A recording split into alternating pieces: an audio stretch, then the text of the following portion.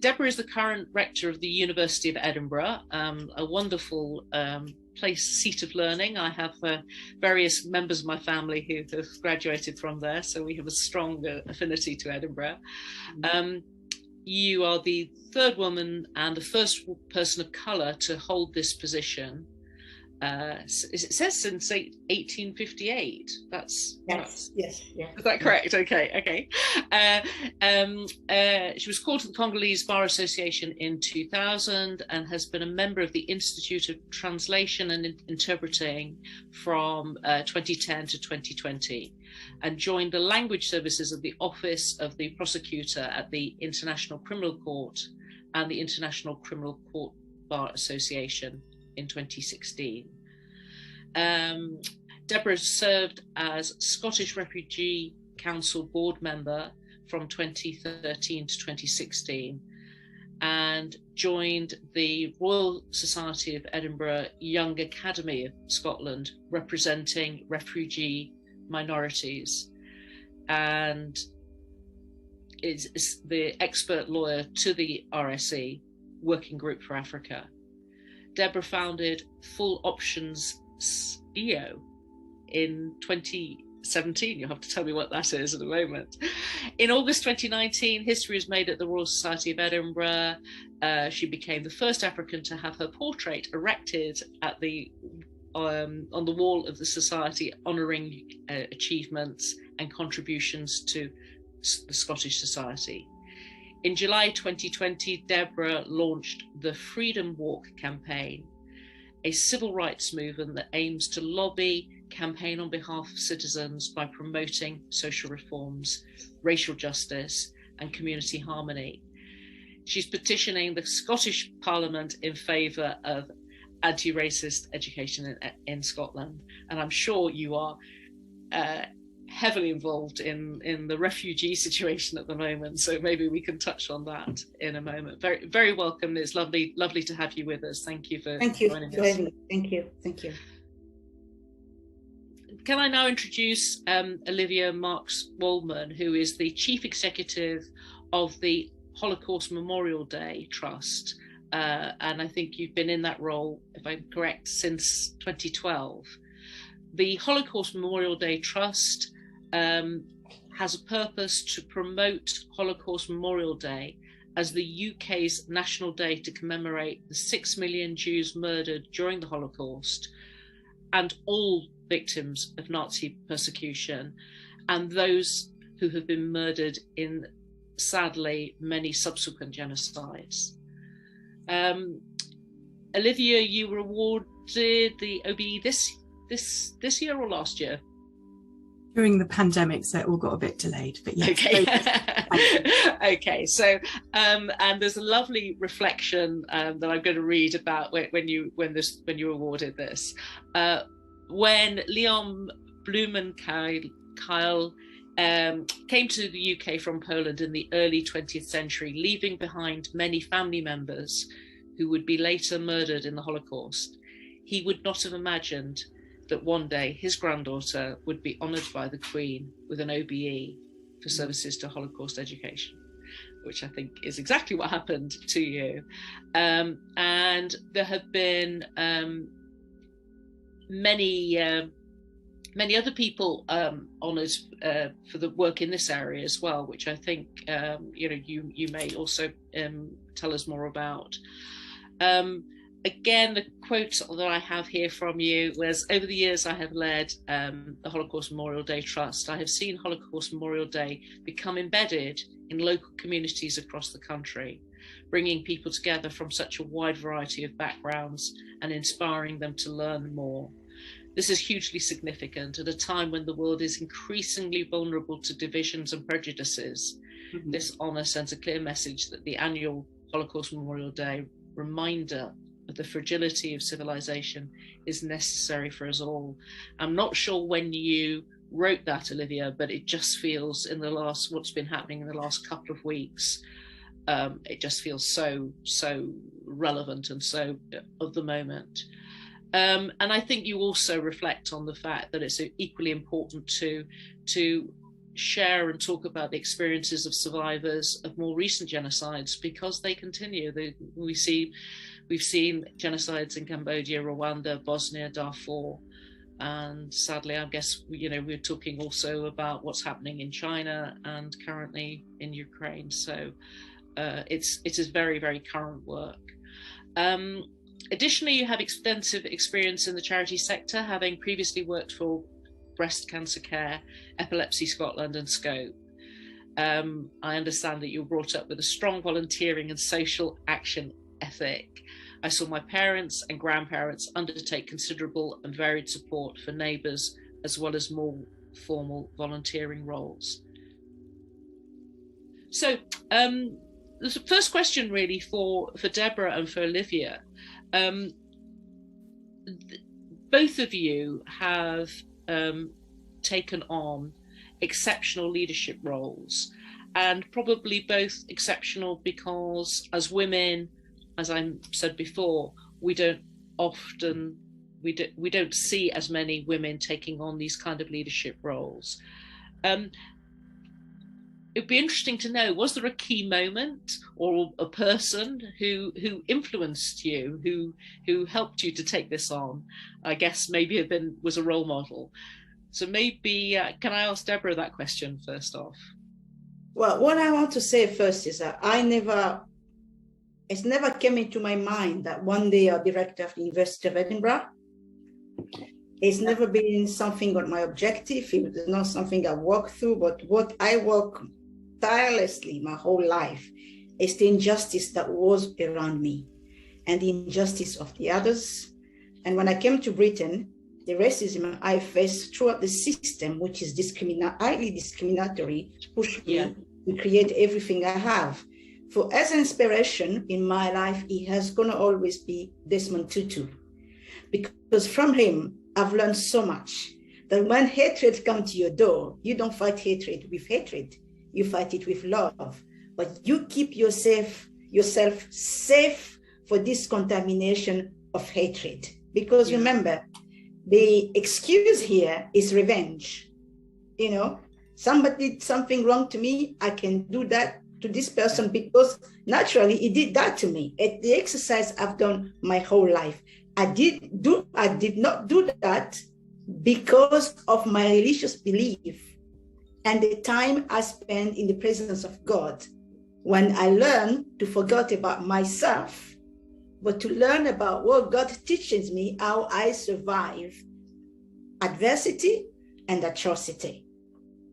So my only example, and I'm still mourning him until now, because I believe this world has lost a great man, Desmond Tutu. And I think he has been my model. I met him twice in South Africa during the peace talk in the DRC Congo. They hosted that. I saw him running the Commission Peace and Reconciliation in South Africa, where the only thing he said that impressed me, he told Winnie Mandela, you talk about atrocity. You don't even start talking the atrocity while you're part of. Because a human being who can see such atrocity will never even start to open a mouth and related that in the front of people. That's how he saw purity. You can talk about atrocity like a proud things you have done. It's just have to say, I'm sorry this has happened, and I don't want this to happen again. That's why it became my idol forever. I think that facing hatred with love takes takes strength. But I totally agree. I think we're seeing it at the moment, and I think you're so right. And it's wonderful. That's been a sort of a guiding force, and I agree with you. I think Desmond Tutu was amazingly influential in changing people's perspective on that. Could I, Olivia? Could I ask you the same question? Yes, of course, and thank you. It's wonderful to be part of this event and to be with such fantastic women doing different things. The question about that sort of, was there a moment that influenced me? Were there people who are my role models? The world is full of inspirational people, and big figures and big characters, as Deborah has said, and to know the history of women like Millicent Fawcett, who was a campaigner, Mary Wollstonecraft. I have to say, though, that my sort of inspirations and role models have been much closer to home, although, of course, those figures have also provided some kind of influence. But close to home, I've been so fortunate to have been brought up in a family where I was encouraged and supported to do what I enjoyed and to be always doing something that I felt I could enjoy doing, and to see role models who were getting immense satisfaction from contributing to the world around them, and to be undertaking volunteering work and social action activities. So I know it sounds hugely corny to say my mother was a role model, but boy, was she, in a very tangible way. And so I knew from a fairly early point that I wanted to have a career that would be in the charitable world, and that would be doing something that would be making a difference, in addition to kind of volunteering things. And then other women I've met in my life have been women I could learn from. So my mother-in-law also has had a career that is helping other people. When I joined Holocaust Memorial Day Trust, the chair was a woman, Kathy Ashley, and our chair now, who took over from Kathy, Laura Marks, are both women who combine leadership with enormous empathy and care for other people. So I've seen role models of leadership of female leadership that have been hugely effective, whilst being a model of leadership that is caring and thoughtful and empathetic, and is quite a different model of leadership from what we traditionally see, I think, when we look at a much more male-dominated world. And I've really learnt from these women, and they're very inspirational. And looking at role models close to me, they're the people I would name.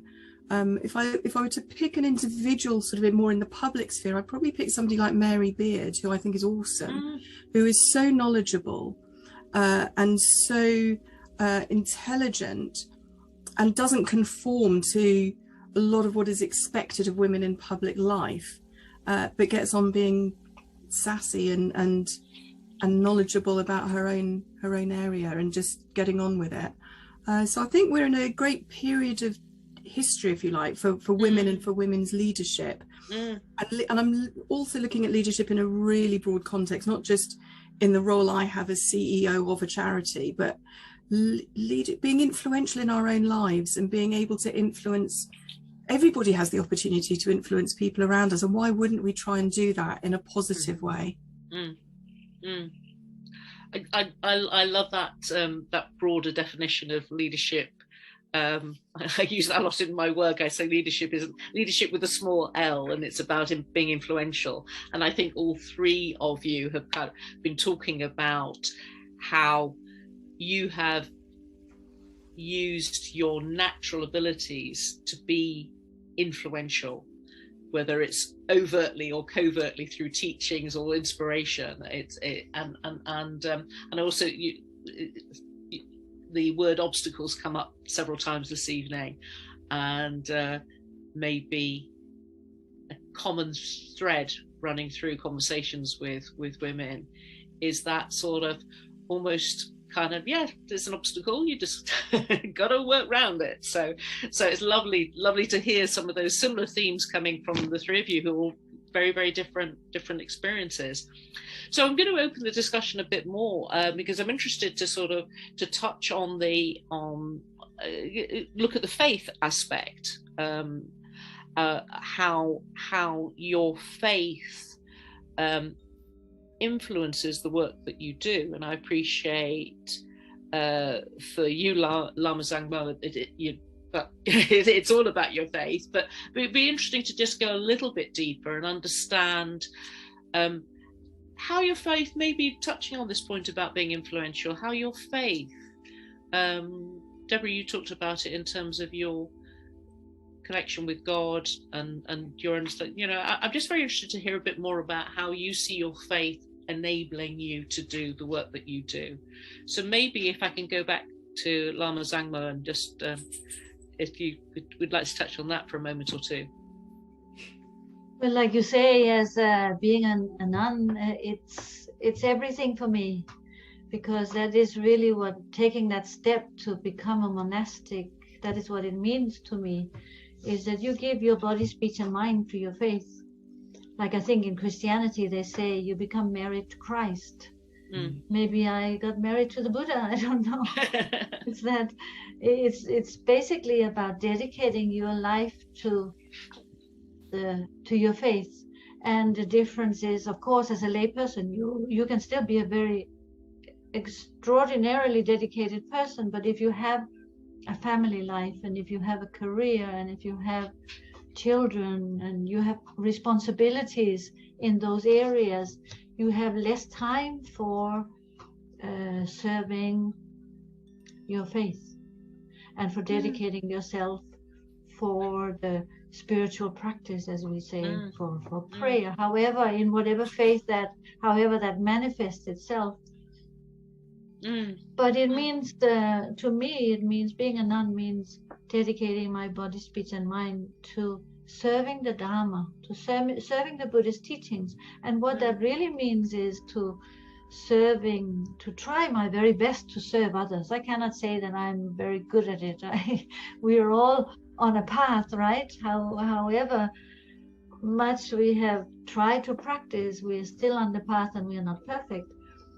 But it is about that, dedicating yourself to serving the greater good, to be less about me and more about others. And I think that all the faiths share that, isn't it? They share compassion, loving kindness, and absolutely, being the ideal. Yeah. And I think if you, like what you were talking about before, about who and what inspired you on your own path, and individuals that inspired you, I think it is when you see people really embodying those qualities of your faith, such as loving kindness and wisdom and patience and caring for others. It's not about power. It's not about being very like a big CEO with a lot of knowledge. It's more about having the qualities that the faith hopefully should bring about in us as one practices. Because if it doesn't, then what's really the point? What's really the benefit? I think a faith has to be about compassion and understanding amongst people. Otherwise, if faith only brings conflict, you think, well, what's the good of it? What's the point of it? And it's so interesting. One of the things you've touched on is something that's very close to my heart, is actually how many common views and values there are between most of the faiths. There's a lot of time spent looking at differences, and actually the common position and common beliefs are much stronger. So and I think there is something about looking for after other people ahead of yourself. And I'm sure those of us in the room who are parents and mothers particularly recognize that one as a kind of that's your gift as a mother. Anyway, let me move on to ask Olivia about that. What role does your faith play in the work that you do? Oh, that's such a tricky one. I'm a member of the Jewish community, and for me personally, being a member of the community is more meaningful to me than the actual faith.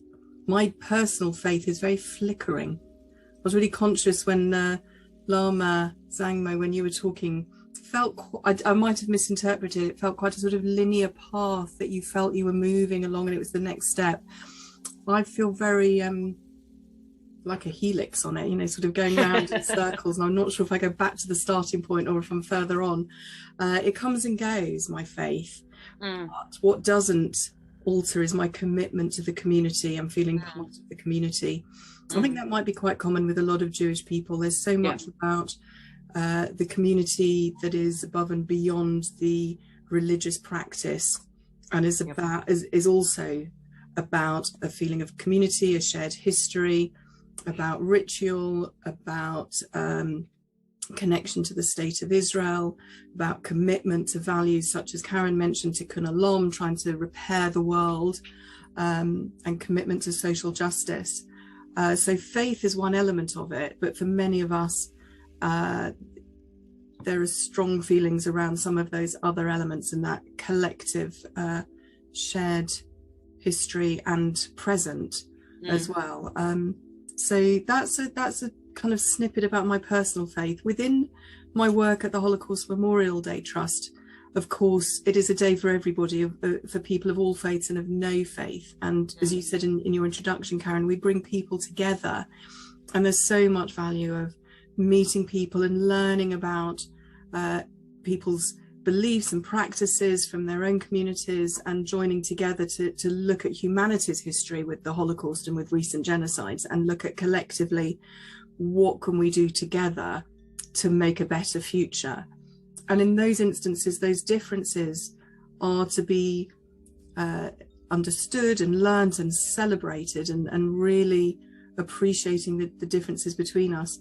One phrase from the Jewish Bible that really resonates very strongly with me is that humanity is made in God's image. So whether my belief in God is flickering, with whether it's a day I believe or a day I don't believe, to think that we are all made in God's image, and we're all obviously so different, but God has those, God reflects us all, and that strengthens that feeling of humanity to everybody. So it's a bit of a long-winded answer, Karen, and I'm not sure. No. I think you probably show, probably anyone else in the room, the Jews and probably other people who have that sort of, as you say, that slightly wavering experience. I would experience it myself, and I kind of sometimes wonder, is it faith that I'm connecting to? Is it community? Is it a sense of shared values, a sense of history? I'm not sure, but they all spin around. So, okay. So Deborah, may I ask you the same question about what role your faith plays in the work that you do? I am I'm a deeply spiritual person. So the difference about me is that I don't wear gowns, so someone can identify me. But I am deeply, deeply spiritual, and all my life, everything I have done, I've done it because it was an order from God, not because I wanted to, Yeah. And as the Lama has said, when you are in your faith, is to serve the others for a greater good, okay? And those virtues of compassion, of kindness, and peace and justice has to be part of your life all the time, and it has to be your objective. People recognize me as a Christian, but I'm a Judaist, and I follow Judaism. But doesn't know that, but it's a form of life that I choose to live. So it can bring me closer to God, without going to temple, without going to, not going to the synagogue. Very tolerant of any other religion. You ask me, what is Full Options about? Full Option is a charity, an incorporation charity association that promotes religious tolerance. I've been among the Muslim. I was comfortable living with them, understanding them. I have a Quran here. I have a Quran in this house. I have a Tanakh in this house. I have a Torah in this house. So I have every single thing, because I think God is one, is big. And when you try to discover his greatness, you are smaller, and a great virtue for you to pursue in life, it's easier. It's not a big exercise. Now, the Lama mentioned the retreat. When I go to retreat, I spend 21 days without eating but drinking only. 21 days in the presence of God. Worship, until I feel my body is broken. This is where I feel God is in me. And I understood this message. So people sometimes think, how can you be successful in your life? I've never done anything is mine. God give me orders. Yes. Exactly what is it. Today at University of Edinburgh, people said, this is an unusual rector. How can she bring people together and telling people to be respectable of each other? Yes, that is my mission at Edinburgh University. Break the barriers, respect each other, build a better world. When I prepare my speech to my students, It's about first serving, compassionate, at the disposition of the others for a better world, a greater place, tolerance, respect. That's my faith. So I'm deeply, deeply spiritual. That's how my life has been all the way. That's wonderful to hear it. Again, you're taking that kind of deep sense of spirituality and if you like, channeling it to be influential in that way. So it seems you convey it in with such clarity. It's wonderful to hear. So thank you very much. I'm going to move on to a question a little bit more about sort of taking what we've been talking about, taking it a little bit further. We as I mentioned at the beginning, our network and these joined associations are about building understanding between, particularly for the UK women of faith. It's the women in different faiths, but I know the work that in your association does it's about building understanding between our faiths, with a view, and very close to what you're saying, Deborah, to encourage harmony and peace and respect across our communities. I believe strongly that women have a particular gift to promoting this kind of harmony and understanding. So I would love to hear from each of you what you think women can do even more to promote these aims. So Deborah, if I can ask you, I'm just trying to be fair and get different people to pounce on different people each time. I think it starts first by knowing the person next to you without judging the person first. The problem in this society is stereotyping people. We start by that, and that's why I was very happy with this year theme on International Women's Day, break the bias. The thing is, we live in a society where people has already some stereotyping on some category of people. You look at a Black woman, you assume she's uneducated. That was my experience all the way. She's uneducated. So you look at a Muslim woman, you assume she lives in a multiple wife marriage and she's not loved by her husband. This kind of stereotype, we need to get that away from us first. And usually, and I keep saying this, give equal opportunity to everyone, not because they're white or Black, because of what they have in their mind, because of what they have in their hearts, because all comes from here, all comes from here, and determine who we are. So we start by knowing our neighbors, love the neighbors, that's the Bible said, that like you love yourself, without stereotyping the person, trying to know this person and see maybe through this person, you learn something from that person.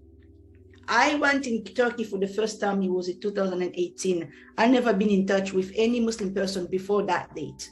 I got lost in Istanbul and I couldn't go anywhere else. But someone get me who did not even know in French or my language, was speaking Turkish. And I asked him, I'm going to this small town because I have to go to meet some family who was struggling, some refugees family. That person took me, bought me a breakfast and traveled with me for 5 hours until I get my destination. That is a Muslim man. I can explain that. The greatness of human being is when you learn from other people. The inequality has to start by the respect we have. The stopping inequality is the respect we have of the others. Accept the other person as it is on his face. Respect his views. Respect who he represents. And starting by that, give the opportunity to build together. And taking that one just a little bit further, what do you think? My point about women having a particular gift in this area. Would you agree with that? Do you think that's a? You forgot the women are the as we call them in Africa, the start of humanity. There is something gifted that God gives as it's a God-given gift to every single woman that made them so special when it comes to try to approach the others. In my fight for anti-racism, I've learned throughout the story of the Jim Crow law in America, where there was this segregation of black and white.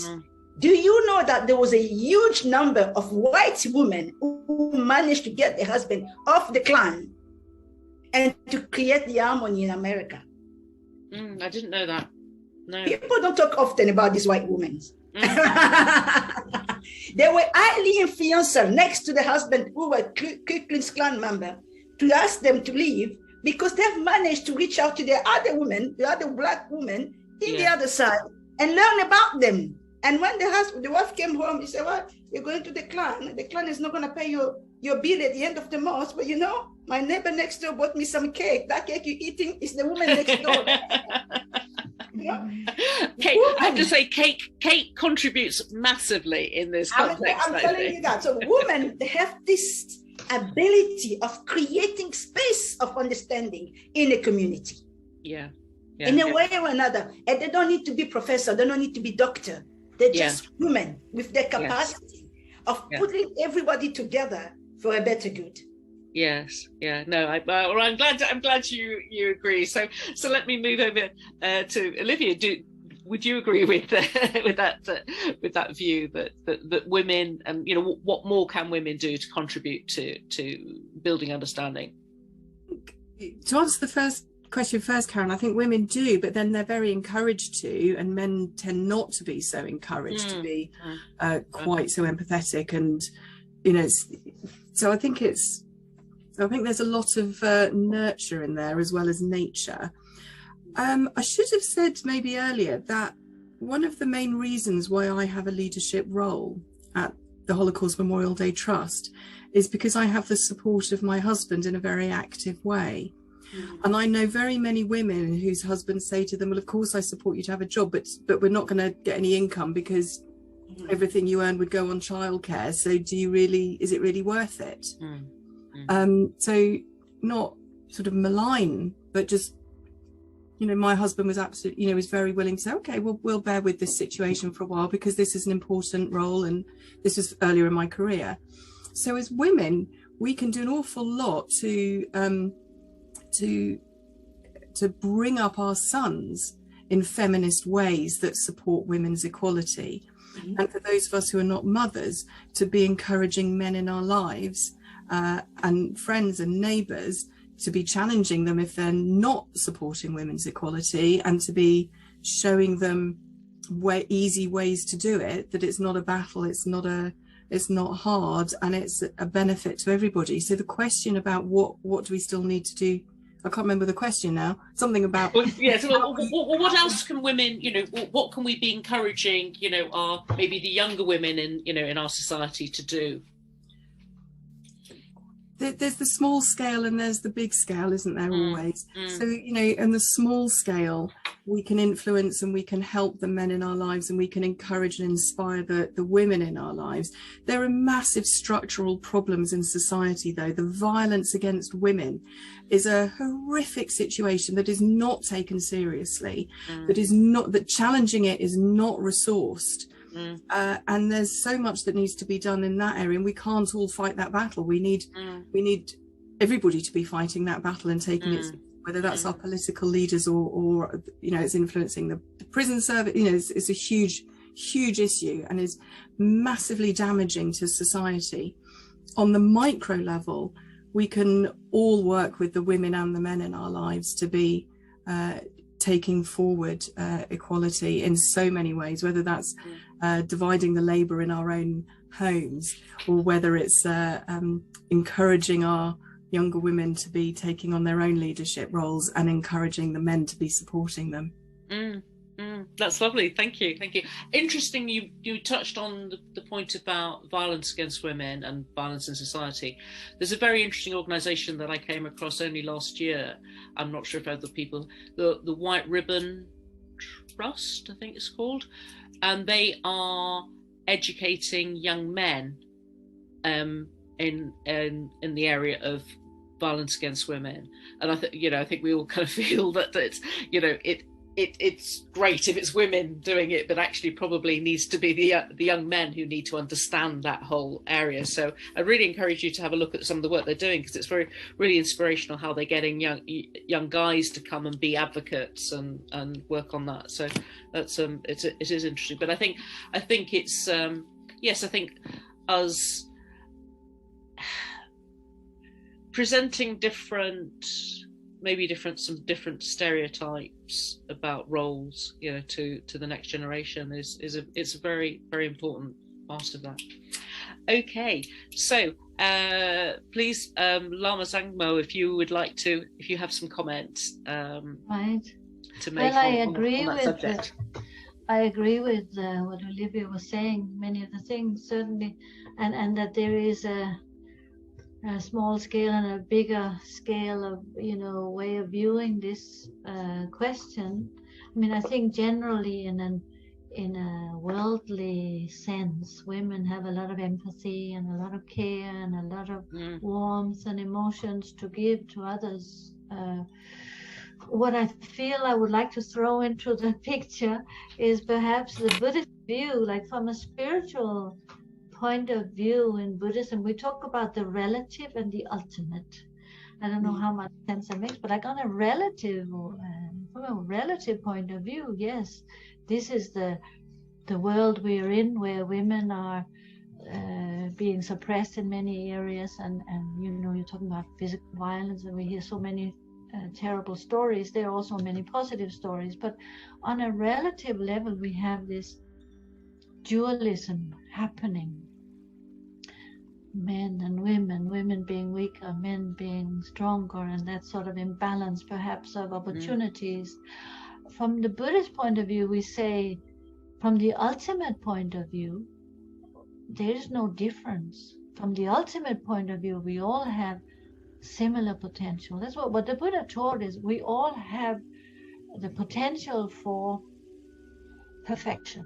We all have seed for perfection, and it's for us to work on that seed, to bring that seed out and make that grow, and all the qualities grow. So of course then we have differences in conditions, like all the causes and conditions have to come together for a seed to grow. You have to have right amount of sunshine, right amount of water, growing conditions, nutrition, environment, you know, all of that for any seed to grow. So causes and conditions coming together are not the same for everyone, and that is for many different reasons like that, but that the potential is equal. So I feel that the Buddhist view of what we call actually non-duality is steps right away from this thing of always dividing things up into categories of male and female, and these two opposites are kind of at war with each other. So the Buddhist view is actually very profound in that way of saying we go beyond, we all are equal in essence. But of course, on the relative level, women do not always have the same opportunities as men, and there is a lot of violence, and there is not always the same opportunities for education, etc. So many of these things need to be improved through education and through examples, which is also why it's important to have women in leadership roles. But I feel that when we talk about smaller scale and bigger scale, the Buddhist view is that ultimate perfection, and that really that's what we are all sentient beings want to be happy. All sentient beings want to transcend suffering, whether you're male or female, where even animals want to be free from suffering. And the spiritual path is about transcending suffering. It's about freeing ourselves and others from suffering, whether we are male or female. So I feel that we can very easily in the world become set in a situation of opposites, where one is fighting the other. And that's our problem always, good fighting bad. I'm on the good side, or you're on the bad side, you're on the, you know, who's on the good, who's on the bad. We have to stop fighting and go beyond all the opposites. and not think only about the females also. Yeah. Like I think also you mentioned. Anyway, I don't know how much that contributes to the No, I think it's very interesting because it's actually saying, putting it, taking a slightly different kind of, perspective on it and saying, well, actually, we all have the same potential to do good. And there's something, and it's happened in, I'm not a scholar of history, but, it's happened in years and years of civilization that these roles and this inequality has emerged and has been allowed to happen. But I think it's a very interesting reflection to say, if we actually go back to that almost universality, we have the same potential to do good. So we should maybe not just push the woman's position in this. Anyway, that I do appreciate all your comments. I think it's I guess our purpose, certainly the UK Women of Faith Network purpose, is a bit of a focus on women. So I kind of feel we're allowed to talk about women, and it's particularly when we've had such amazingly inspirational women here.